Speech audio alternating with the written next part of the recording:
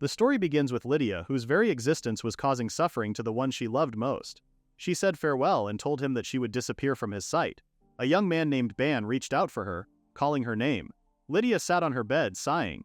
In her past life, she had been a pharmaceutical researcher in Japan who loved otome games. She got caught in an explosion at the lab, and when she opened her eyes, she saw silver hair and amethyst eyes. Her past life memories had come back to her, and she realized she had been reincarnated as Lydia Arlisis, the villainess from an otome game. From what she remembered of the game, Duke's daughter Lydia Alicus had a selfish personality. After falling in love with Crown Prince Banri at first sight, backed by her father the Chancellor, she forcibly obtained the position of fiancé. She thoroughly eliminated any lady who approached the Crown Prince. Those misdeeds continued even after receiving the Crown Prince's warnings. Eventually, Lydia became fixated on the heroine Mamiru, whom the Crown Prince loved, and after attempting to take her life, she was sentenced to execution.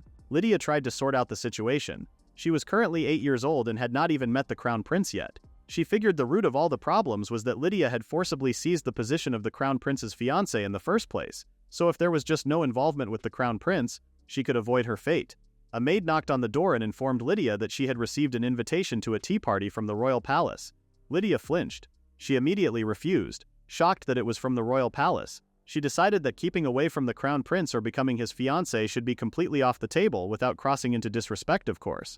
She then asked if there were any pharmaceutical texts around, wondering if some knowledge from her past life's medicine would prove useful. Lydia studied pharmaceutical texts and learned that medicine worked when magic was applied. She noted she ought to study magic more seriously. She hoped some knowledge from her past life would be helpful. While reading, she came across a mention of forbidden magic and was surprised such a thing existed. She clenched her fist, determined to keep her distance from the royal family while preparing to survive on her own wherever she might flee just in case. A maid burst in and told Lydia that her father, the master, had collapsed in his study. Her father was in bed with a high fever and cough. Lydia realized that with her past life memories and pharmaceutical knowledge, saving him was possible if the right herbs were available. She went out to gather herbs. Lydia found the herb she was looking for in the forest, but she flinched when wolves appeared, growling at her. She thought it was impossible. As a wolf lunged at her and bit down, she thought she would be ending there, but she fought back, slashing at the wolf. The wolves yelped and ran off. She knew it at first glance. The boy who had appeared and saved her was Prince Banri. He asked if she was all right. His full name was Banri Salea. Lydia flinched upon recognizing his hair color. He apologized and told her the forest was dangerous, saying he would take her home. Lydia later met Banri at the palace. She greeted him as "Your Highness" and thanked him for helping her the other day. Banri said her help had truly saved them and that it was a good thing he had found her in that forest. He asked how the Chancellor was doing since then. Lydia replied that he was doing well now and mentioned that the potion she had made seemed to have worked properly. Banri gasped and asked if she had made it herself. Banri remarked that normally a young lady making her own medicine would be strange. Lydia agreed. Banri then called her name and told her that his father had proposed making her his fiancé. Lydia was stunned. Banri said he too had thought about how happy he would be if she were his fiancé. He said he had never seen a lady who saved her family through her own strength. Even so, he said there was something precarious about her, and he wanted to stay by her side and protect her. Lydia was moved. She knew she should have refused his offer, and yet that was when she fell in love with him. She happily accepted. Unlike the cold, distant relationship in the game, Banri and Lydia only grew closer. Lydia had strong feelings toward Banri, and there were moments she feared the game might be forcing her hand. But the warmth in his eyes made her believe this was nothing like Lydia and Banri's relationship in the game. When Banri turned 12, he called her Riddy. Lydia was surprised. He asked her to address him as just Ban when it was just the two of them, saying he wanted them to call each other by nickname. Lydia felt such joy and flushed. She stammered out his name, Banri. Banri cleared his throat and said there was a place he wanted to take Riddy today. He told her to come with him.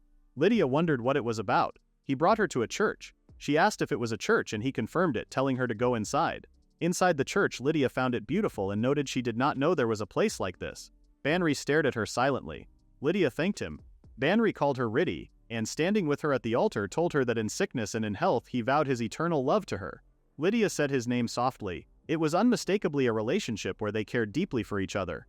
Lydia believed that surely, no matter what happened after this, he would believe in her. That was what she thought. 2 years later she turned 14 and academy life began. The otome game had begun as well. Someone greeted her as Lady Lydia. A girl named Aurora thanked Lydia for the medicine she had given for her younger brother the other day, saying that thanks to it his condition had completely improved. Lydia was glad to hear it. Unlike Lydia in the game, many friends had come into her life. She greeted classmates with good mornings. Even now, as Banri's fiancé, her knowledge of medicine continued to serve those around her. Lydia showed her father a medicine she had made. telling him that if the villagers took it for the epidemic it would cure them completely. Her father praised her, calling her his daughter. Everything had been going perfectly except for one thing. Banri was not coming to see her again today. Lydia's friends noticed and commented that it was excessive for Banri to spend time with a commoner while setting Lady Lydia aside. They asked if she would say something to him. Lydia thanked them for their concern. As Crown Prince Banri had been assigned a certain role by the Academy as part of his royal duties, looking after the Academy's first commoner student who had enrolled just recently. That person was none other than the otome game's heroine, Mimaru. Even though it was the Crown Prince's duty, the distance between Banri and Mimaru seemed almost too close to Lydia. Mimaru suggested they go to the garden together, and Banri agreed. Lydia clenched her fist. Mimaru then squeezed Banri's arm and said the girl over there, referring to Lydia, was glaring at her. Banri greeted Mimaru and introduced Lydia to her as the betrothed of His Highness. Lydia asked Banri why he was doing this. Banri told her it was all right and that he would explain things to Mimaru later himself. He asked Lydia if she would leave things between them alone for a while. Lydia thought that even Ban knew that the distance was wrong. She tried to speak up, but Banri took Mimaru and told her to come along. Lydia called after him, but he left. She stood alone with petals falling around her. She thought to herself that it was only when they were alone that things were still the same between them. Lydia's father burst into the church, slamming the door open, and called out for Lydia. She flinched while studying at a desk inside. He asked what had gotten into her all of a sudden. He then accused her of bullying a commoner student, calling it a disgrace and saying she was tarnishing the Arlese's name. He struck her across the face. Lydia protested that she had not done anything like that. Her father silenced her, telling her that other students had testified to seeing it happen. He ordered her to confine herself to her room. Lydia sat alone in her room and wondered why she was being blamed for something she did not do. She had only met Mimaru that one time. She questioned whether everything she had done up until now had been pointless. She wondered if this could be the game's force at work. Her head throbbed with pain. Lydia remembered Banri's face and his nickname for her, Riddy. Tears dripped down as she told herself she would just remain like this. She recalled his words asking her to leave them alone for a while. Mimaru stood beside Banri, smiling. Lydia wondered if things were falling exactly as the scenario dictated. She covered her mouth, tears in her eyes, and whispered Banri's name. A girl confronted Lady Lyd, saying she could no longer endure this. She accused Lyd of being so jealous of Miss Mimaru, whether she was the fiancée of His Highness or not, that she pushed Mimaru down the stairs. Lyd denied doing any such thing. The girl accused Lyd of feigning ignorance, stating that Miss Mimaru had come to her in tears and confided everything. Lyd wondered why he trusted Mimaru's words more than hers. Before, he used to stay close to her. She thought that perhaps it would be better to say something. Banri appeared alongside Mimaru and told Lydia Alresis to apologize. The surrounding girls piled on, calling Lyd horrible, the worst, and a demon. They said His Highness was absolutely right and that Miss Mimaru was pitiful. They demanded she apologize. Mimaru called out to Banri, saying that hurt. Lydia thought to herself that the Banri from back then was gone. Her very existence was now tormenting him. She asked if he would leave things between them alone for a while. Banri called out to Lydia. She turned and walked away. She thought that in that case she would vanish from before his eyes. Lydia said goodbye to Banri, smiling with tears running down her face. Banri shouted her name. On that day, the fiancé of the Crown Prince of the Kingdom of Celea, the Duke's daughter Lydia Arlesis, cast upon herself the forbidden erasure magic and vanished from the world. Lydia's father appeared before Banri at a grave in the rain. He addressed the prince, calling his own daughter the disgrace of their house. He begged the prince to accept his deepest apologies for the trouble she had caused. 4 years passed. The setting moved to the kingdom of Travia. A girl with her hair up commented that things were a mess and that she would have to start over from scratch. It was Lydia, who stood looking out a window at the town. Lydia said it was beautiful and told herself to try one more time. The truth was that she had only made it look like she had vanished. 4 years ago, just before the public condemnation, the director had taught her a spell long ago. It was the reverse summoning magic. A dark-haired man named Habeas, the director, opened the door along with a boy with animal ears named Molt. Habeas asked what that sound was just now. Lydia apologized for worrying everyone. She explained that what she had used that day was not erasure magic. With her past life's memories restored, Lydia had considered leaving her homeland, the kingdom of Celea, as a final measure to avoid condemnation. The kingdom of Travia was a great nation bordering Celea. There existed a research facility called the Magic Tower Research Institute, dedicated to the study of medicine and magic. Lydia thought it would be the perfect place to establish herself through research. When Lydia was 8 years old, she had visited the Magic Tower under her father's patronage for an inspection. She met the chief there. He asked if she had made something, and she confirmed. He praised it as a magnificent accomplishment.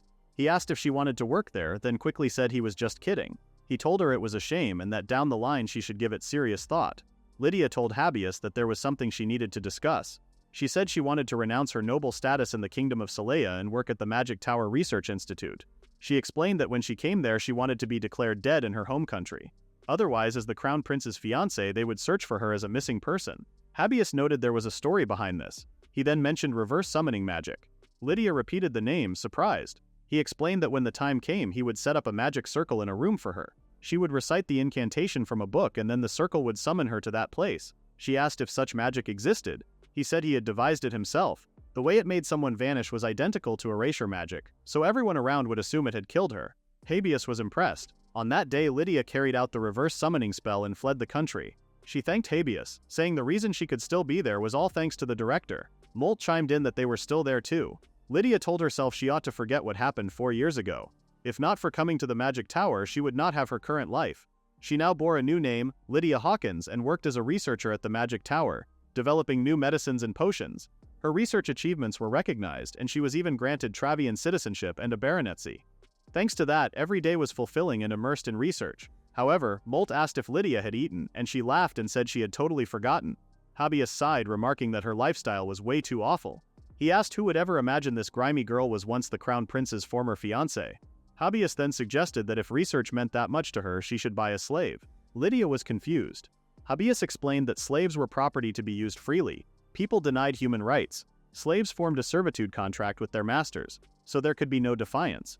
In other words, for the master, slaves were people to whom one could entrust everything. In the kingdom of Travia, unlike the kingdom of Celea, most of the wealthy owned slaves. Lydia felt she could not accept this, but she thought about it further. Ever since that incident, trusting people had become frightening for her. A slave, an existence that would never betray her. Besides, the researcher Molt was the director's former slave, and Habeas had dissolved the servitude contract so Molt could live happily as a researcher. Lydia reasoned that if that was the case, then if the slave said they did not want the contract, she could simply dissolve it. Someone who would not betray her. There was no better scenario. The carriage arrived at the slave trader. The slave trader asked what sort of slave she was looking for. Lydia said she wanted someone who would not mind providing full support for daily life. The trader understood and led her inside. Lydia found the place dark and eerie. She saw slaves behind bars in terrible condition and asked if they were being fed. The trader said food was provided but they would not eat. The trader then pointed out one particular slave, calling him a real prize and wondering if he should keep this one as his personal plaything instead of selling him.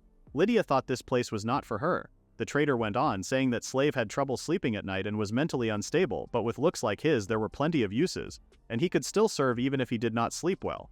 Lydia found the conversation horrible. As Lydia was about to leave, the trader pointed out that the slave had unusual sapphire eyes. Lydia stopped. She noted that Banri's eyes were not that rare, but the mention of sapphire eyes caught her attention. She looked into the cell and was shocked. Inside, chained up with a collar around his neck, sat a young man. Lydia whispered his name, Banri, wondering why he was in a place like this. Lydia stared at the Crown Prince chained up in the cage. She thought there was no way he should be here, and yet it was him. She started to call his name but stopped herself. She told herself it must just be a resemblance, that she was mistaking him for someone else. In the game there was never a storyline where Banri felt a slave status anyway. She apologized for the intrusion and turned to leave, deciding it was better to go. But then the slave murmured that he heard a nostalgic voice calling his name. Lydia froze. The slave trader's other customer, the woman who ran a brothel, told the slave to wait, angry that he was calling another woman's name and leaving her, his future master, aside like that. She said it looked like some discipline was in order. Lydia told herself there was no need to get involved with him. The condemnation route from the game had already been avoided. The Crown Prince would surely have an escort from the palace coming for him. She questioned whether that was really true. The slave trader's assistant found Lydia, saying he had been wondering where she had gone. Lydia turned back and asked how to free the person inside the cage. The brothel woman protested, asking if Lydia was trying to steal him from her. Lydia pointed out that the purchase had not been finalized yet. The woman said fine, she would take him now. Lydia offered to pay double. The woman was confused, so Lydia said double for both of them. The woman recognized Lydia as Hawkins from the Magic Tower Research Institute. Lydia flinched. The woman said that choosing this slave showed excellent taste. She decided to do Lydia a favor now since it would benefit her later, mentioning she would need good contraceptives from the institute. Lydia asked how the woman knew about her. The woman explained that she heard all sorts of tales at the brothel she ran and that was why she knew exactly who Lydia was. The woman said farewell and left. The slave trader's assistant tried to stop Lydia but the woman was already gone. Lydia sighed. She thought about how they were reuniting like this of all ways. After all, no matter how cold the treatment had become, she had always loved Banri. She told herself it was not that she wanted him to be unhappy. Lydia walked through town with Banri, who was now wearing a cloak. She noted that her money was gone and life would have to be frugal for a while. But first she was worried about his condition. She tried to remember where the hospital was. Banri suddenly collapsed against her. Lydia caught him. She noticed that his silver hair and amethyst eyes, the distinct features of House Arlesia, stood out too much. Some men on the street noticed her rare hair color and tried to talk to her, asking her to hang out. Lydia declined, saying she had a pressing matter. But they had already spotted her. She decided they needed to run. She grabbed Banri's hand and told him to come with her. The men were knocked down and asked what had just happened. Lydia and Banri ran through the streets together. They looked at each other silently. They returned to the magic tower. Lydia brought Banri to the hospital. She thought about how things could not stay like this for Banri. While the hospital was taking care of him, she needed to look into how to free him from slavery. She was exhausted. She considered that if word got back to the kingdom of Celea that the Crown Prince had been enslaved, since Celea was weaker than the Great Travia Kingdom, but was still a peaceful nation with no slavery, a clash between nations would be inevitable. She wondered why Banri had become a slave in the first place. Lydia went to find Molt. She asked him a sudden question. Could he teach her how to break a slave contract? Molt hesitated, saying Habeas would be mad at him. Lydia promised she would do anything he asked if he helped her. Molt eagerly agreed and asked her to test his new potion. Lydia was confused. Molt's field of research focused on lust, one of humanity's greatest desires. The drugs and potions coming out of his lab sometimes had overwhelming aphrodisiac effects, earning him tremendous support from nobles addicted to their potency. Despite his adorable looks, he was the most terrifying person in the entire research institute. Lydia decided she would ask the director after all. Molt was shocked and called her a liar, asking why not. Lydia knocked on Habeas's door and entered. The room reeked of smoke. Habeas asked what she wanted. Lydia said there was something she was curious about. Habeas guessed it was about the slave prince. Lydia was startled and asked how he knew, and whether he knew something. Habeas said he did not know the details, but he told her that the former king of Celea had vanished several years ago. That was the extent of what he knew. Lydia was shocked and asked what he meant by vanished. Habeas said there was nothing more to discuss and told her to get out. He slammed the door on her. Lydia realized that ever since she had disappeared 4 years ago, she had deliberately avoided looking into news from her homeland. She went to the library, which should still have records from that time. She found records stating that a demon had murdered the crown prince's betrothed, and the demon was promptly burned at the stake. She was stunned. Instead of her vanishing by magic, the record said a demon had killed her. Demons were legendary creatures that she had never seen or even heard of one appearing. She wondered why the record would say this. She read further. The record stated that the former king of Celea had passed away from an epidemic. Since the first Prince Banri took to his bed after losing his betrothed, the second prince assumed the throne as the young king to rule the nation.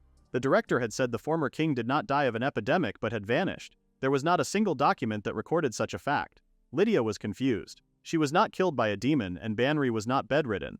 She wondered what had happened to Banri and Mimiru. Habeas suggested that there could be a succession dispute brewing in the kingdom of Celea. Lydia thought that Banri was supposed to be happy with Mimiru. There was no one like that kind of person in the kingdom of Celea she once knew. She reasoned that if Banri was enslaved but not officially declared dead, eventually someone from the royal palace would come for him. At the hospital, the doctor told Lydia that Banri showed signs of severe sleep deprivation and mental exhaustion.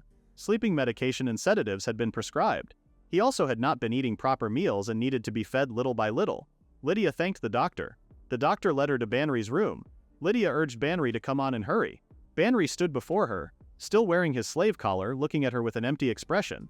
Lydia thought to herself that she needed to find out how to break the slave bond, and fast. She wanted to set Banri free. She believed that happiness was what should be waiting for him.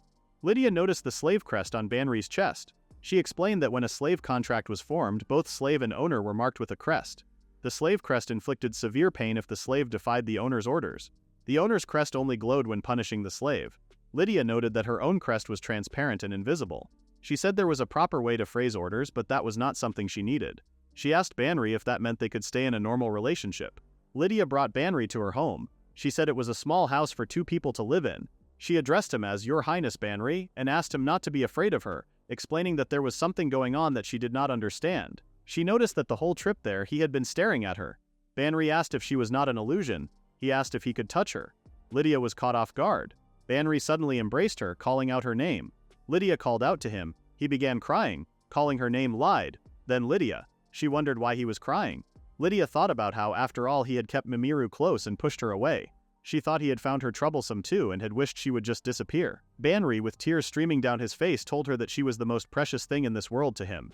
He said he loved her. The arms wrapped around her back, the hand cradling her head, the tears overflowing endlessly told her something. He said he had so many things he had to apologize to her for. He said he would make amends for everything and begged her not to disappear from his life. Lydia wondered if even back then Banri had still loved her. She thought that if that was true, then parting the way she did, how much suffering did it cause him? Lydia told Banri to wait. She said the truth was that she had never intended to appear before him again because she thought Banri also wished for her to disappear. Banri insisted there was no way he would wish for that. He said a world without her, there was no way he could ever wish for that. They looked at each other silently. Lydia made Banri a bowl of porridge. She asked if he could eat and whether he had any appetite. Banri asked if Lyd had made it for him. She said it was at least this much. He said that seeing Lyd's face had made his appetite come back. He ate and said it was delicious. Lydia was glad. She thought that asking what had happened should wait until things settled down a bit for Banri. Banri then said he had something he wanted to tell her. Lydia asked what it was. He started to say Mimiru's name, but the slave crest suddenly activated, causing him severe pain. Lydia asked if he was okay. Banri said it was nothing and that he would tell her another time when the opportunity came. Lydia thought she was curious but should not pry. Lydia said she was going to take a bath and told Banri to leave the dishes in the sink and relax when he was finished. Banri understood. Banri looked at the slave crest on his chest silently. Lydia relaxed in the bath, thinking about what an eventful day it had been. She wondered what had been wrong with Banri earlier and whether it had something to do with Mimiru. She told herself to focus on getting Banri back to the kingdom of Saleya safely. She heard a crash. Banri opened the bathroom door. He called out to Lyd and said he had come to wash her back. Lydia was shocked, asking what was happening. Banri said that taking care of one's master was a slave's job. Lydia protested that she had never asked for this. Banri replied that only doing what was asked would make him the same as a hired servant. He said he was her property, but if it was that unbearable, she could order him to stop. He added that being hated by her was not what he wanted. Lydia was stunned, wondering if this was what servitude meant. After that, she ended up getting thoroughly washed anyway. She thought she needed to look into slavery more. Banri asked if she was not going to bed yet. Lydia said she had something to research. She told Banri to stay in the small room and use the bed. She said goodnight to Banri, and he said goodnight back with a smile. Lydia read a book called The Slave's Handbook, authored by the female brothel owner. It stated that slaves could not help but prioritize their master above all else, even against their will. Lydia thought about giving Banri other tasks while she bathed to keep him occupied. She struggled with the idea. She just wanted to stop treating Banri like a slave, but it was so difficult. Making him do housework and chores was also not something she could bring herself to do. She concluded that keeping Banri as a slave was something she could not do. Lydia murmured that she needed to hurry and release the slave contract. She fell asleep at her desk. Banri lay in bed thinking that Lydia was alive. He had wanted to finally reveal the truth from 4 years ago, to clear up all the misunderstandings, make amends and apologize. He wanted to tell her that nothing had changed, that his love remained. Such were the hopes held deep in his heart. But in that moment, the agony of the slave crest had taught him a cruel lesson. Lydia rejected everything about what had happened 4 years ago.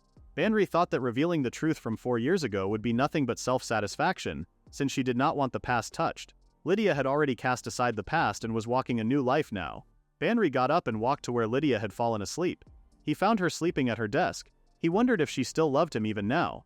He gently picked her up and carried her to bed. He looked at her sleeping face, then stroked her hair softly. He thought about how he wanted her happiness, yet resented the thought of happiness found without him there. He wanted life to go on, but if they could die together like this, that would not be bad either. He acknowledged these were all contradictions. But even if love had already faded, he would never leave her side again, and would never stop loving her either. Banri sat on the bed beside the sleeping Lydia. He resolved that this time he would make no mistakes. Here, there was nothing to hurt her. If the Crown Prince's existence wounded her, then he would let it vanish. Only him, her slave. This time, he would make it so survival itself became impossible without him. For his entire life he would be her slave and no one else's.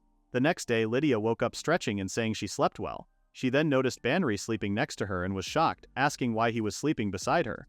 Lydia panicked, wondering if she had sleepwalked into his room, and pointed out that they never even shared a bed back when they were engaged. She thought to herself that this way Banri would not be able to rest comfortably either. She decided to do something about the sleeping arrangement. Banri was carrying a stack of books and asked where to put them. Lydia told him to stack them over there. Banri then told Lydia that if only sharing a bed with her was enough for him. Lydia replied that it would not work because her bed was too small for 2 people, and besides, she was sure there were times he would want to be alone. Banri muttered that that was not what he meant. Squad leader Paolo arrived, greeting Hawkins. Paolo apologized for keeping them waiting and said he had hauled the bed over just as instructed. Lydia thanked him and asked if Banri could carry it to the room. Lydia asked who Paolo was. Paolo was a sensible and dependable senior among the eccentrics filling the magic tower. Ever since taking on some of the squad leader's work, Paolo had been lending a hand in various ways. Lydia was unsure how to introduce Banri. Paolo immediately recognized him as the slave the director had recommended buying. Lydia was surprised he figured that out. Paolo explained it was the choker around Banri's neck which was designed so people could tell at a glance that someone was a slave. Lydia said she had thought it was just some kind of accessory. Paolo added that it was mainly for masters who wanted differentiation but that Hawkins could remove it by saying release, so they were fine. Lydia was relieved. Paolo suddenly said he was heading back to the tower. Lydia tried to stop him, wanting to offer tea, but he left quickly, saying a proper thank you next time. Lydia wondered if something came up and figured he must have had plans. She told Banri to wait a moment. She then cast a spell on Banri's choker. Banri was startled. Lydia removed the choker and said that now no one should realize he was a slave right away. She cheerfully told Banri that once they were done they would go buy him some clothes. Banri quietly agreed. They went shopping and Lydia tried on different outfits for Banri, going back and forth between options. Banri found it hard to pass up various choices. Banri told Lydia that whatever worked was fine. Lydia insisted they had to do this right and kept picking out more clothes. Lydia watched Banri from behind and stared at him quietly. Banri thanked Lydia for the clothes. Lydia was staring at him with a strange expression. Banri asked why she was making such a weird face. Lydia explained that Banri was paying for all the clothes himself, and told him to try to hide the choker area with his hood as much as possible. Banri understood. Lydia was shocked that he was a slave and yet had money. Banri explained that he had worked and saved money. He kept it in a magic pouch that looked completely empty to others but allowed the owner to put things in and take them out. Lydia asked if the slave traders had not confiscated it. Banri said that to others it looked invisible. Lydia thought it was incredible, noting that items enchanted with transfer magic were rare even in the tower. Banri said that despite how things looked, he had a fair bit of money saved up. Banri offered to cover their living expenses going forward. Since the cost of purchasing him had fallen on Lydia, he said that even with some luxuries there was no worry about making ends meet. Lydia was stunned and wondered how he had earned such a fortune. She asked what kind of work he did after he was no longer the crown prince. Lydia looked at Banri with a sad expression. Banri told her that at times like this she should not ask but just give the order. Lydia was shocked and insisted that there was no way in hell she would ever order him around. Banri said that was a shame. Lydia wondered if that was the kind of reaction Banri would have. Lydia recalled that back when they were engaged, Banri had seemed like a warm presence, like standing in sunlight, but the Banri before her now bore no trace of that past, as if he had become someone else entirely. He told her he loved her, and she did not think there was any lie in those words. But even so, Banri had unmistakably chosen Mimiru back then. If she mattered to him, she wondered why he would do something like that. Lydia felt torn between wanting to believe nothing had changed and an unsettling feeling that she could not fully trust him. She wondered how she should interact with Banri now. Lydia noticed the magic tower nearby and pointed it out to Banri. She then remembered that the director knew Banri was a slave and the former crown prince. She thought that if she brought Banri there, the director might tell them how to break the slave contract. Lydia asked Banri if he wanted to come to the magic tower. They went to the director's office. Lydia asked the director if he could tell them how to break Banri's slave contract, noting that the director had also cancelled Molt's contract before. The director asked what the sudden request was about. He asked Banri directly if he really wanted to cancel the slave contract. The director told Lydia that playing dumb was fine, but she should listen up. He said he did not help her out of charity. It was on a whim and he thought Banri might be useful there. He warned that any further demands would cost her. The director leaned in close to Lydia and told her to understand. Banri stepped between them protectively. The director glanced at Banri. Lydia asked if she could research contract removal while also making potions for the tower. The director considered it, noting that the magic tower allowed researchers to pursue their own studies alongside the usual work of potion making. If no one else was teaching contract removal, and she was allowed to research it in addition to her normal duties, he agreed. But he warned that if there were no results in 3 months, her salary would be cut. The director also mentioned that making potions in the lab was off limits for now because the quality coming out of it had gotten too good. He explained that medicine and potions produced the same effects, but medicine relied on compounding knowledge from a past life while potions were crafted using knowledge and magical power gained after arriving in this world, in addition to compounding. Since coming to the magic tower and assisting other researchers, both Lydia's knowledge and technique had improved, raising the quality compared to her early days. Lydia was surprised to hear about the compounds there. Paolo confirmed that the quality had gotten so high that too many people wanted them. The director then mentioned that in the kingdom of Lua there was a priest who had obtained one of the potions made there, and apparently wanted to meet whoever made it. Lydia recalled that the kingdom of Lua was the name of the country where the second season of the otome game took place. She said she did not know why they would go out of their way for something like that and that she wanted nothing to do with troublesome matters. The director then showed them a letter, an order from the king. Lydia asked if it was from the king of Travia. She read it and said the king was apparently seeking an audience with her. The current king of the kingdom of Travia was Joseph Travia, known as the Young Lion King. Lydia recalled that back when the engagement to the crown prince was still in place, there had been a brief exchange of pleasantries with the former king called the Lustful King. but there should not have been any meeting with the current king. The director asked if she had any connection to the king of Travia. Lydia said no, not with the current king at least. The director said it did not matter if it was a royal decree, meeting the king was the only option. He told them that was all and to go home for today. As Banri and Lydia were about to leave, the director stopped them, telling them to wait and to leave the slave behind. He said there was something to discuss. Banri told Lydia everything was fine and to go ahead. Lydia reluctantly agreed. The director looked at Banri and found him familiar. He recalled that when Banri was at the slave traders, the director had stopped in front of his cage several times. Banri recalled that the lustful king was someone the director had sent to hell ahead of everyone else. The director asked Banri what he wanted to talk about. Lydia, now outside, overheard voices and was curious about what they were discussing. She noted that the voice sounded familiar. She told herself to keep it down since the scheduled time had already passed. She then heard another voice, a girl who said she was busy preparing to marry the crown prince and yet came all the way back here and asked if at least today could be relaxing. Lydia recognized the girl as Mamiru. The director told Banri that he could break the slave contract on his own. Banri was told there was no way that was possible, that he was just a slave. He asked what they were talking about. The director said fine, and thought to himself that this farce could not last forever. He thought about how Lydia would now, without hesitation, try to send only him back to the Saleya kingdom, staying behind in this country and walking a path apart from his as if it were the natural thing to do. He resolved that that was not happening. Banri declared that he would keep this going, farce or whatever else anyone wanted to call it. Banri asked the director if they were done, saying he had to get back to Lydia. He pardoned the intrusion and left the room. The director found Banri hard to get a read on. Banri walked away from the director's office. He thought to himself that he had never once regretted that choice. Banri recalled a scene where a man with a scarred face said his name with anger, telling him how dare he.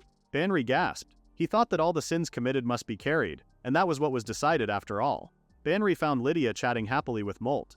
Lydia was explaining something to Molt while laughing. Banri thanked Lydia. Molt came running up to Lydia, calling her Richan, and asking if she was heading home. Lydia noticed Molt. Molt mentioned that the slave big brother was still in the director's room. Lydia looked surprised. Molt noticed Lydia looking down and asked what was wrong. Lydia hesitated. Molt handed her something and proudly presented what he called the never-tired-inator. Lydia was confused by the name. Molt explained that it was a potion that let stamina recover right away even after being used multiple times, and that it was popular with women who had strong drives. Lydia thought to herself that it was exactly the kind of thing she expected and said she did not think she needed that. Molt was surprised, saying he thought it would be useful since she bought a slave. Lydia told Molt that there was currently a slave crest on Banri, but she would remove it eventually, and asked Molt not to treat Ban like a slave. Molt understood. Banri came out and called for Lydia. Molt said Banri was so adorable and fawned over him. Banri asked what Molt was up to. Lydia asked if the director's errand had finished. Banri asked what the topic was again. Lydia explained that it was about her researching how to break slave contracts, and that the director said he was against it. Lydia was shocked. Lydia wondered why the director told Banri all that and thought that he wanted to warn Banri too, not just her. She thought about how Banri must want to stop being a slave. She reflected that Banri was the crown prince of the kingdom of Saleya, destined to be the next king. She knew full well how hard he had worked for that. She believed there was no way it was right for someone like that to spend their whole life as a slave. Lydia thought about how slave contracts generally ended only when the slave died or when the master died. When the master died, ownership merely transferred to an heir or a slave trader. So a slave could only live his life as a slave. Lydia thought that the director could remove the slave crest just like he did with Molt, but he would not teach her the method and kept saying it was pointless, constantly opposing her. She wondered why. If he would not teach her, she resolved to find a way herself. The director knew about everything that had happened in the kingdom of Saleya and about Banri ending up in this state. Lydia wondered if the director sending her to buy a slave that time was done on purpose to make Banri and her meet. She also wondered why the director would not tell her anything about the kingdom of Saleya or about breaking slave contracts. Banri noticed Lydia looking troubled and asked what was wrong. Banri asked if Lydia and the director got along well. Lydia apologized and said the director was not a bad person but was just a bit more selfish than most. Banri said it felt more like being indebted to someone who took care of everything, and that since coming here things had been arranged so life would work. Lydia reacted with surprise. Molt grabbed the letter from Lydia's hands and called out to her. Molt said he wanted to go to this with her. Lydia asked if he meant the letter. Molt confirmed, saying he overheard a bit earlier and that it was an invitation from the royal palace. Lydia warned that meeting the king meant sitting still for hours like a good boy and asked if that would not be boring. Molt said that was why he would wait in Lydia's room while she was gone. Lydia was caught off guard by the idea of Molt staying in her room. Lydia read the letter more carefully and saw that lodgings were prepared in a palace chamber. She thought that staying at the palace did not appeal to her, as she did not want to stand out or risk someone finding out she was the former crown princess of Saleya. She also thought about how Mimiru might be at the royal palace. She then suggested that Molt come along and also invited Banri. Molt cheered. Lydia asked if Banri should stay behind instead. Banri stammered, not knowing what to say. He said he was her slave after all. Lydia wondered what should be done. She thought that taking Banri to the royal palace was out of the question, but leaving him behind in his current state might be pitiful. She worried about what would happen if Mimiru and Banri ever met. Molt asked Lydia what the king at the palace was like. Lydia explained that the current king's name was Joseph, and that he was originally sixth in line for the throne with not much chance of succession, but he ended up taking the throne in a sudden turn of events. Lydia said she did not know what kind of person he was either. She arrived at the palace and stood waiting. King Joseph sat in his throne room. He wondered to himself where the lustful king was hiding. A servant knocked and entered, informing the king that the priest from the kingdom of Lua had just arrived. The servant said the priest wanted to meet her as soon as possible, just as the letter had said. Joseph remarked that was surprisingly quick. He glanced at a portrait on the wall and said it was nothing at all. Lydia and Molt arrived at the capital city. Molt was excited, calling out to Lydia and saying it was amazing and such a big, beautiful city. Lydia thought it was a good thing she brought Molt along. Ban had been asked to stay behind and watch the house. He was annoyed about it, wondering why Molt got to go instead. Lydia suggested they take a look around for a bit, but then realized Molt was gone. She panicked, asking where he had wandered off to. She bumped into someone and started to apologize. Banri caught Lydia as she stumbled. Lydia let out a small gasp. Banri said that this was exactly why he should have been brought along. Lydia looked up and was shocked to see him, calling out his name and asking what he was doing here. She noticed him glancing at her and wondered how he even got there, since the magic tower was a day or two by carriage from the capital. Banri thanked her. Banri called Lydia harsh for leaving her own slave behind like that, saying she ought to take better care of her things. Lydia protested that Ban was not a thing. Banri stated that slaves were the same as things. Lydia noticed that Banri was dodging the topic of how he got there. She pressed him again, asking him to tell her properly how he even arrived. Banri smiled and said it was a secret. He explained that if he told her, she would just counter it. Lydia admitted that was true. Lydia looked at Banri and thought that his beautiful face never changed.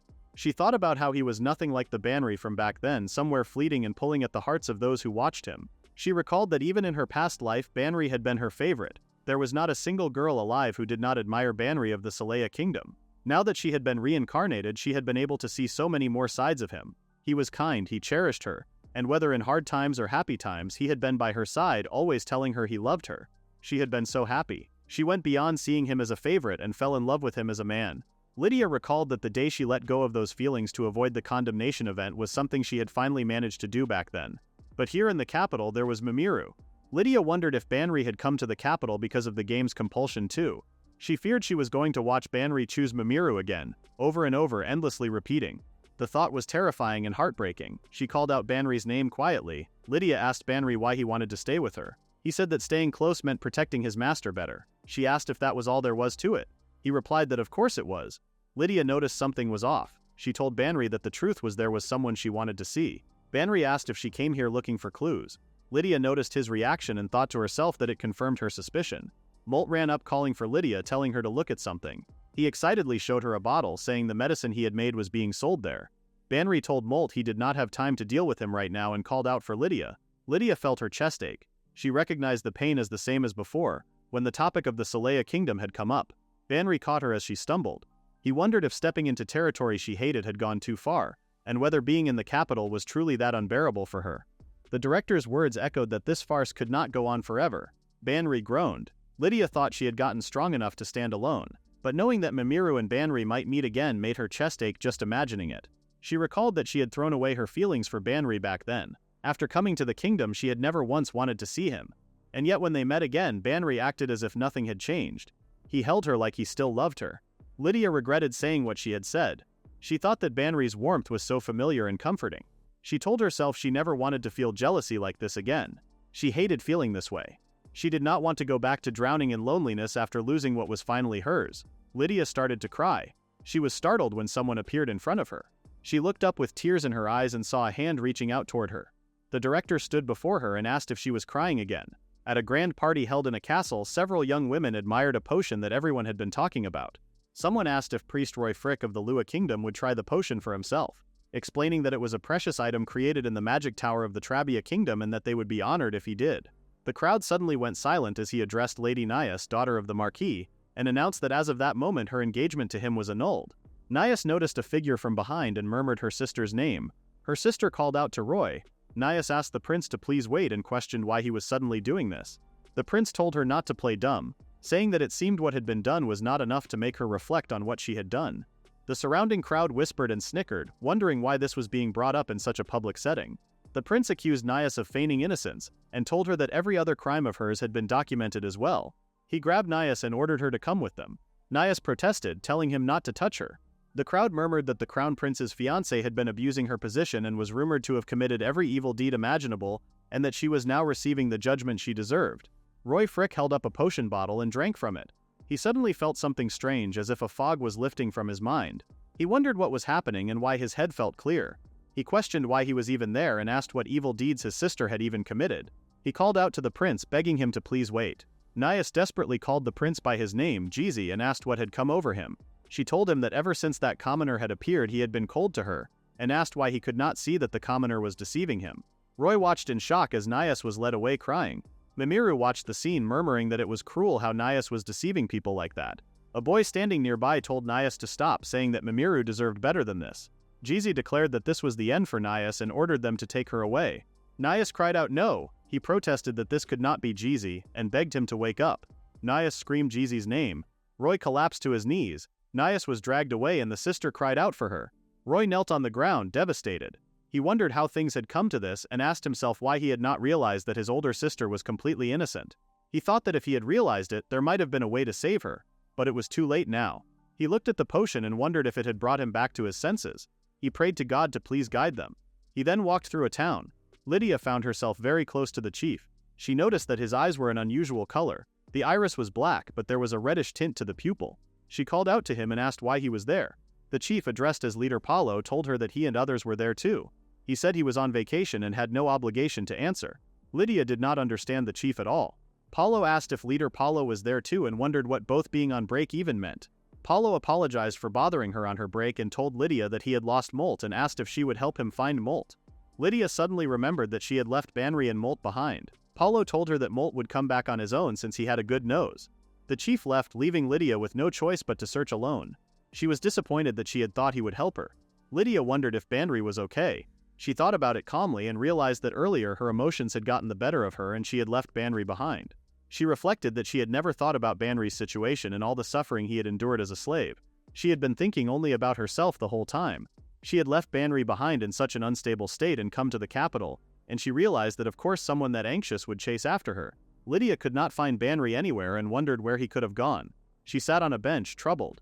A young man approached her and asked if she was looking for someone. Noting that she had been wandering around for a while, Lydia confirmed that she was and described the person she was looking for, a hooded man about a certain height and a beastfolk child. The young man said he had seen them that way and told her to follow him. Lydia thanked him happily, but as they walked, a blade suddenly appeared at her neck. Banri appeared and demanded to know where the young man was taking her. Lydia was shocked to see him.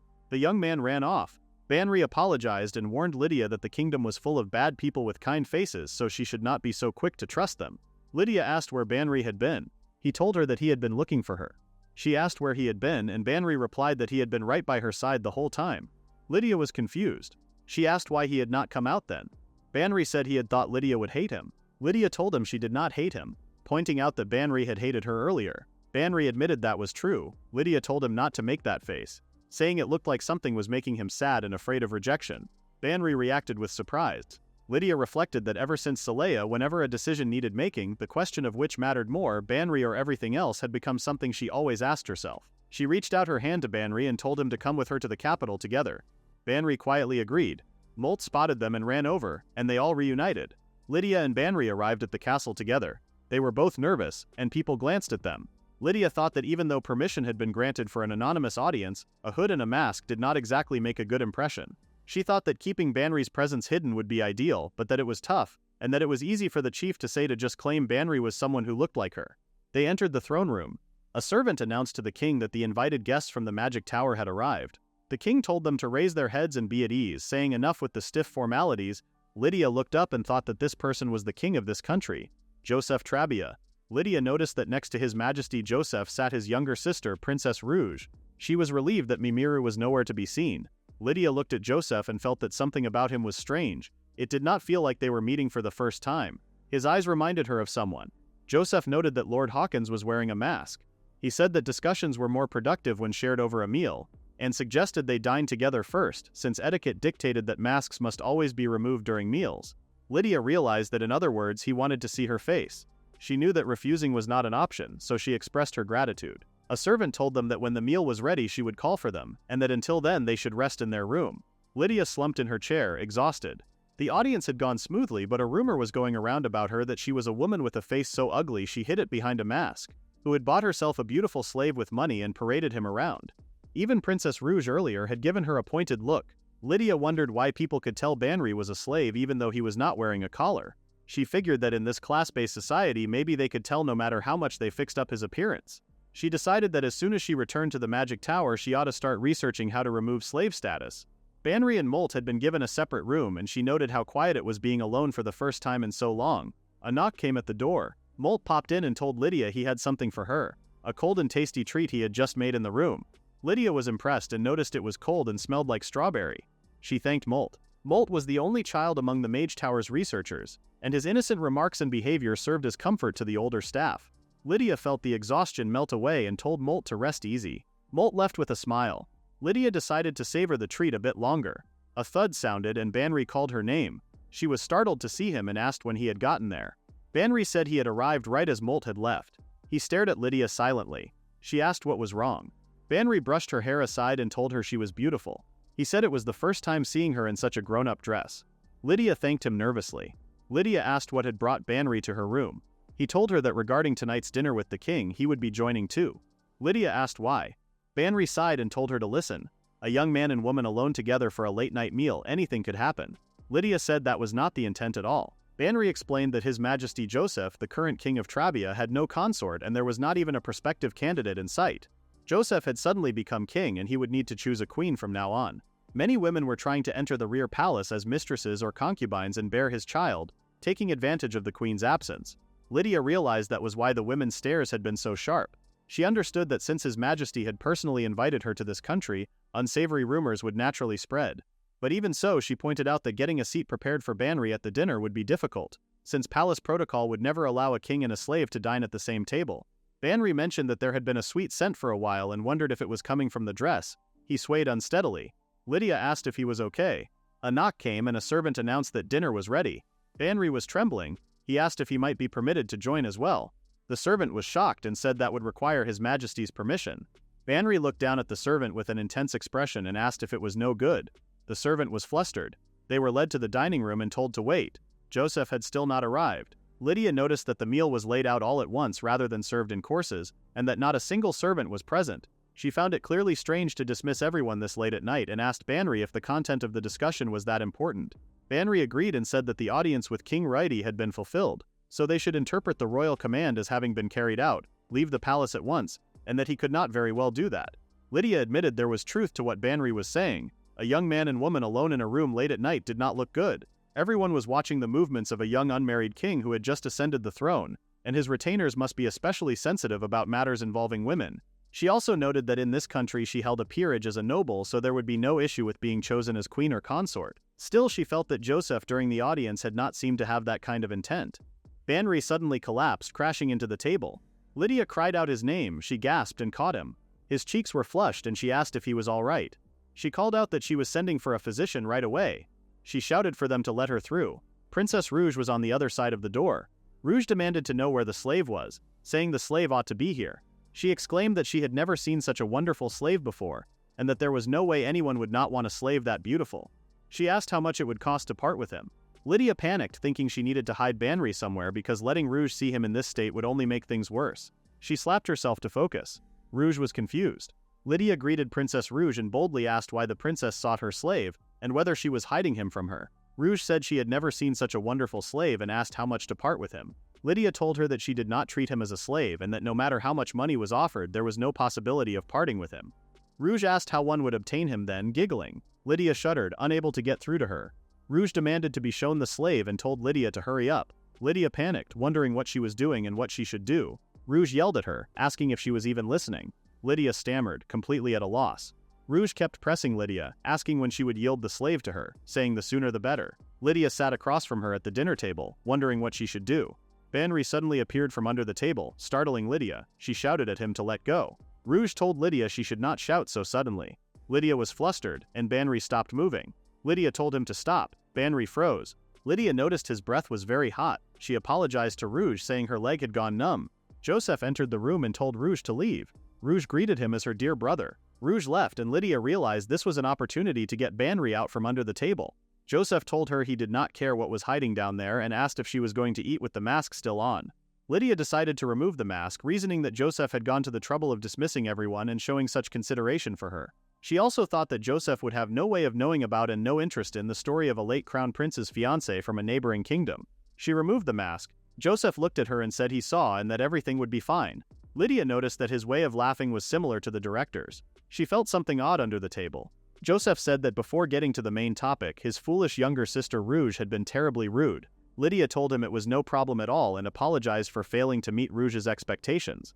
Joseph said he had not been at the royal palace long and that there were various things he had not managed yet, asking for her forgiveness. He explained that his mother was a princess of a fallen kingdom that had been destroyed by the king of Trabia. His father was the former king of Trabia, known as the debauched king. His mother had been cast off to the borderlands the moment she conceived him.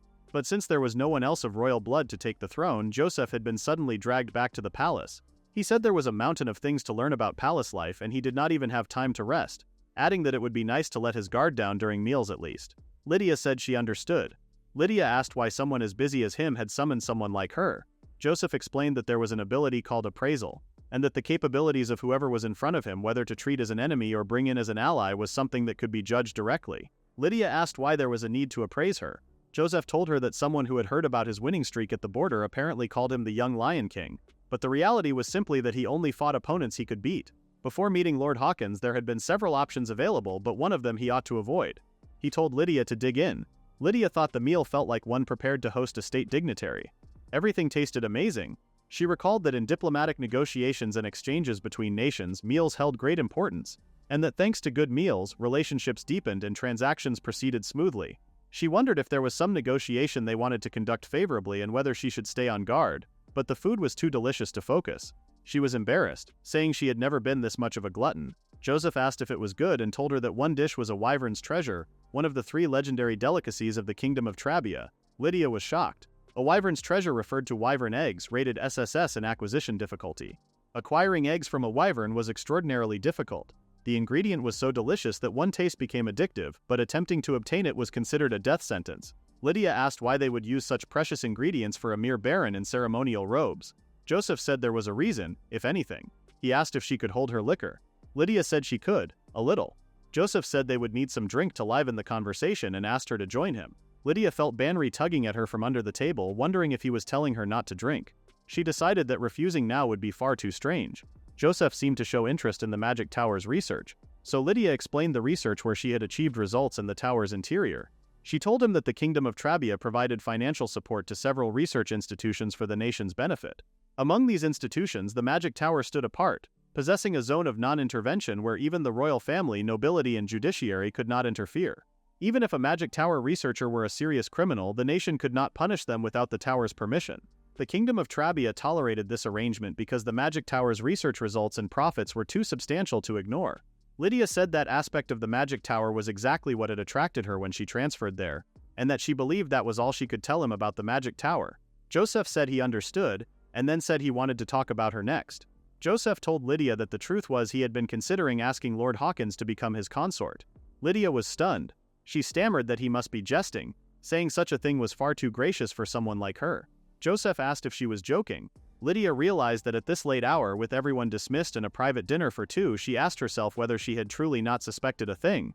Joseph clarified, of course, as his queen consort, not a concubine. Lydia protested that it was the first time she had met His Majesty Joseph, and that there was no political advantage to making her his consort.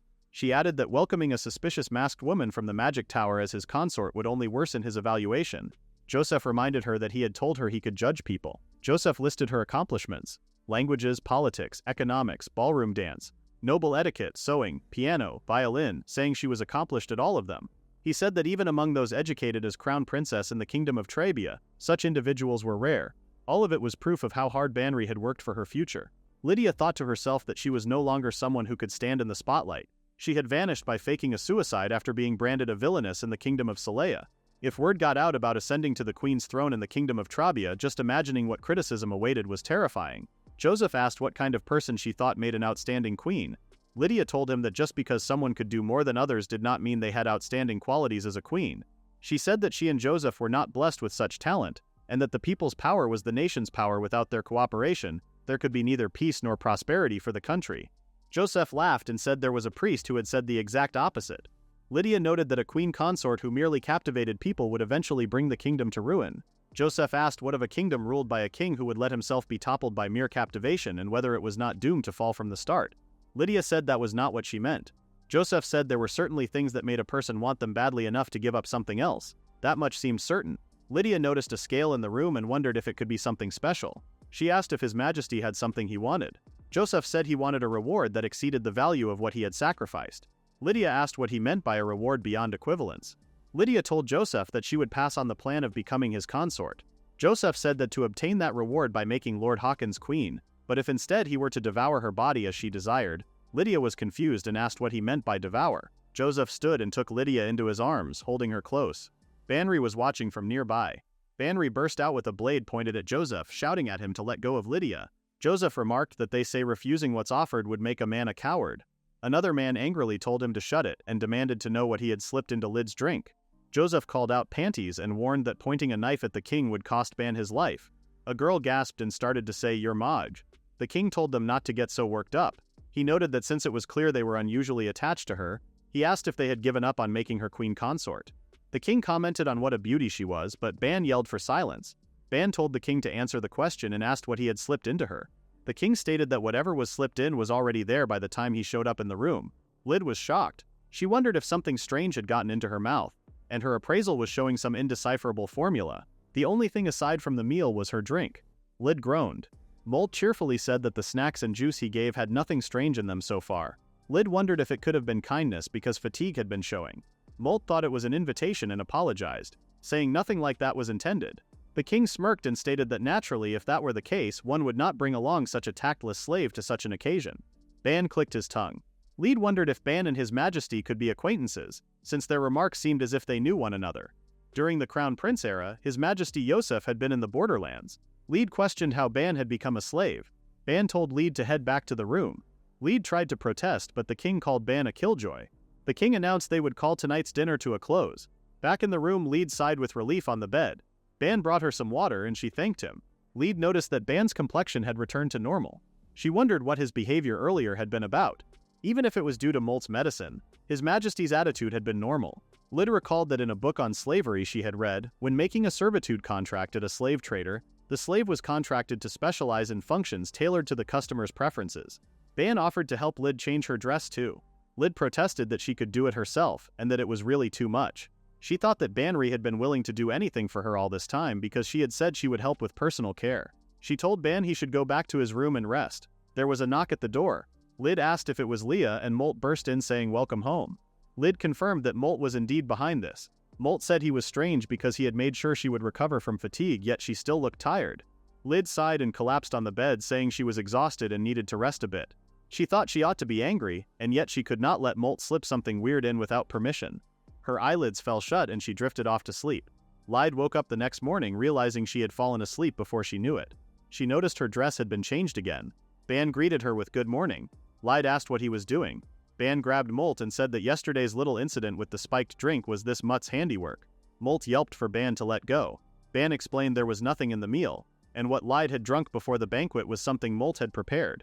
He said he had known the dog could not be trusted and that they ought to throw him out. Molt gulped and confirmed it was true, but said there was no ill intent. He explained he had thought that if Leah and His Majesty became friends it would make everyone feel better. Ban asked what the mutt was babbling about. Leah said that yesterday she had been one step away from disaster, but Ban had protected her. She thanked Ban for protecting her. Ban stared at her silently. Lyd told Ban that she did not want any more reckless stunts like that and told Molt not to slip medicine in without saying anything. Molt agreed. Ban suddenly went quiet. Lyd asked what was wrong. Ban said he needed to cool his head for a bit and was going for a walk. Lyd asked where he was going. Ban told her that if anything happened she should call his name, and as a slave he would return to his master's side right away. Lyd watched Ban and Molt leave the room. She noticed Ban had shown another expression she had never seen before. She wondered what had happened to Ban after she had disappeared, and what the past was that led to him becoming a slave. She wondered if she would ever understand. Lydia wondered where Ban had gone. She thought about whether she should have followed him, but he seemed like he wanted to be alone. Molt went along with him, but still. Lydia recalled that back then everything Ban was thinking used to be clear as day. But now what was going through his mind was a mystery. Lydia looked out the window and spotted a building in the distance that looked like a temple. It felt nostalgic, similar to the temple back in Selea. When she was still 8 years old, she had prayed to God asking that her engagement not lead to ruin. She asked God to watch over her. In this world, the stage of an otome game, Lydia thought that perhaps God truly did exist. Tomorrow was the engagement ceremony with His Highness the Crown Prince. Back then, he had been kind enough to say those words, but what lay ahead was impossible to know. She had not seen His Highness since then. A man remarked that it was unusual for someone to come at such an early hour. Lydia greeted him and recognized him as the High Priest. He blessed her, saying, "May the blessing of God watch over her." Lydia identified it as the blessing of light. The High Priest told her there was nothing to fear, and that her betrothed His Highness the Crown Prince bore a most auspicious countenance. He told her that if only belief remained, surely any obstacle could be overcome. There was a knock at the door. Lydia told them to come in. A maid with braids greeted her, saying, "Good morning, Lord Hawkins." The maid was startled and exclaimed, "Oh my," when she saw Lydia without her mask. The maid delivered a message from King Yosef explaining that His Majesty was occupied today, so the meeting with Lord Hawkins would be tomorrow. Lydia sighed, noting that it looked like there was no choice but to stay another day. She admitted that ruining last night was her fault, so it could not be helped. The maid offered to give Lydia a tour of the palace if she wished. Lydia said she would like to visit the temple she had seen. The maid agreed. Lydia wondered if she needed the mask since the maid had already seen her face and it was not an audience. She left a note for Ban and headed out. The maid announced that this was the temple. She explained that as proof of friendship with the devout kingdom of Selea, the first king of Trabia had it built. Lydia noted that no one was there. The maid explained that unlike the kingdom of Selea, Trabia's people had fewer devout believers. She led Lydia to the prayer space. Lydia spotted a clergyman and noted it was the first time she had seen one since coming to Trabia. The clergyman noticed them. Lydia was shocked and thought it could not be. She recognized him as the high priest from her memories. The maid introduced him as a priest from the Lua kingdom, staying there for an audience with His Majesty. Lydia noticed the voice was the same as back then. She thought it was a very meta topic, but since this was a game world, having people with the same voice and face might not be so strange. She greeted him. The man said he had never imagined someone from there would visit. Lydia thought that there was no way a priest from the kingdom of Selea would be here, even if circumstances led him to visit a temple in another country. For a cleric of his caliber and track record to be a mere priest made no sense. The high priest was the supreme authority overseeing the entire temple after all. The maid introduced Lydia as Baron Hawkins, someone who conducted research at the Magic Tower. Lydia recalled that the director had mentioned something. She realized the priest from the kingdom of Lua who wanted to meet with her was this man. The priest paused and said he would wait outside for Lydia. The maid left the two alone. Lydia called out to Lord Hawkins and said there was something she must speak with him about urgently. The priest asked her to raise her head and they sat down to talk. He said he would explain first. The name of the priest from the kingdom of Lua searching for Lord Hawkins was Roy Frick, and he was there borrowing his identity. Lydia asked what he meant by borrowing his identity. The priest explained that he had pondered escape routes for how to cross the border when fleeing to a neighboring country. There were a few methods, but the conditions for all of them were strict, and most carried a high risk of exposing illegal entry. Among them, the easiest way to enter was by borrowing a clergyman's identification, which allowed entry without physical examination, facial recognition, or any identity verification. However, this identification was nearly impossible to obtain. It was a singular authority granted in this world, permitted only through absolute trust. Lending or borrowing such a thing was something that must never happen. Lydia noted that for a member of the clergy to disguise his identity and enter the country illegally, there must be extraordinary circumstances. The priest revealed that his true name was Tisius Maxim, and he had served as high priest in the kingdom of Selea. Lydia confirmed to herself that he was indeed the one from back then. She asked why someone of his standing would go to such lengths and wondered if something terrible was happening in her homeland, Selea. Tisius stated that what he needed to discuss with Lord Hawkins was not a personal matter. He asked if she was referring to the priest from the Lua kingdom he had mentioned earlier. His wish was for the kingdom of Lua to receive the honor of Lord Hawkins's presence and for her to manufacture a certain potion. Lydia repeated the word potion manufacturing with surprise. She noted that the director had just recently forbidden her from making potions. The only explanation given was that a priest from the kingdom of Lua wanted to meet with her. Lydia asked why her potions would be necessary, and said that her superior had forbidden her from making them. She asked him to share the circumstances if there were any. Tisius said that what he was about to tell her might be difficult to believe. Lydia said that did not matter and agreed to listen. Tisius asked her to tell him first whether she believed in the existence of demons. Lydia was stunned and repeated the word demons. Magic existed, spirits existed, and many people believed in the existence of demons and angels even without having seen them. Long ago, while researching historical records, she found texts describing how demons once lived among humans in the distant past. The demon's purpose was to lead people to ruin. Long ago, people enchanted by a demon in the guise of a beautiful woman waged war across the world. The gap between rich and poor widened between those caught in the demon's wars and those who profited from them, and the world was engulfed in chaos. The situation took a sudden turn when a great mage, driven to despair by the demon's existence, spread a jet-black magic circle across an entire small nation, causing the country to vanish in a single night. This was what had been deemed forbidden magic, called erasure magic. The mage declared that should the world continue to harbor demons, erasure magic would be witnessed once more. The existence of demons became taboo, and those who summoned demons, regardless of borders, were subject to a law decreeing the execution of their entire clan. Lydia answered that she had never seen a demon, so it was hard to say for sure. Demons had never appeared while playing the game either. She said that if anything, she was leaning more toward belief. Tisius chuckled and said Lord Hawkins was an honest person. He said he did not need Lydia to believe him if she could help regardless, but he asked that what he was about to tell her remain strictly confidential. Lydia realized that this meant she could not tell the director. She felt bad for the director but decided she would have to get permission by giving him a plausible excuse. Tisius said he understood, but before he accepted, he asked if he could pose 2 additional questions. Lydia agreed. Her first question was how her potions related to the existence of demons. Tisius said that would be explained from there. Her second question was why Tisius, a high priest of the kingdom of Celea, would come all the way to the kingdom of Trabia under a false identity. Lydia asked him to tell her why.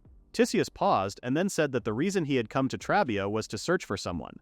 Lydia answered that she used to live in the kingdom of Celea, and that apparently a long time ago there had been someone living there, and she had many acquaintances there as well. Tisius said he understood, and that it was only natural to be worried. He revealed that what brought him to Trabia was to search for someone, the man who was meant to become their nation's king, His Highness Banri Celea. Lydia stared in shock. She thought that the opportunity to learn the truth was right now, and that there was something more important than anything else that needed to be known. She clenched her fist.